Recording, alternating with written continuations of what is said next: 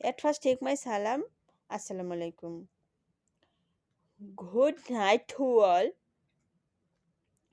Today, I am going to share about daily English sentences. I have a book. আমার একটি বই আছে। I don't have any book. আমার কোনো বই নেই।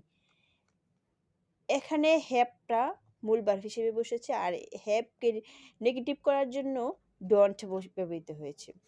He had to work. তাকে কাজ করতে হয়েছিল।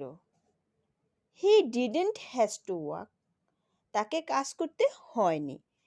হ্যাডকে এখানে নেগেটিভ করার জন্য ডিডেন্ট বসেছে আর he third person singular number that's why has বসেছে।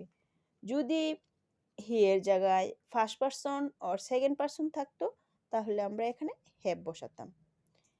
হ্যাডকে নেগেটিভ করার জন্য didn't have or didn't has ব্যবহৃত হয়। I had to work.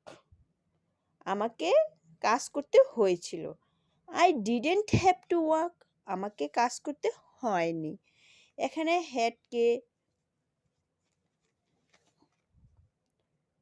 Negative করার জন্য ডিডেন্ট হ্যাভ ব্যবহৃত হয়েছে কারণ আই ফার্স্ট পারসন এজন্য হ্যাভ বসেছে। He didn't has to work for so long. তাকে বেশিক্ষণ কাজ করতে হয়নি। He had to work for a long time. তাকে অনেকক্ষণ কাজ করতে হয়েছিল। Thanks for watching. আল্লাহ হাফেজ। আসসালামু আলাইকুম।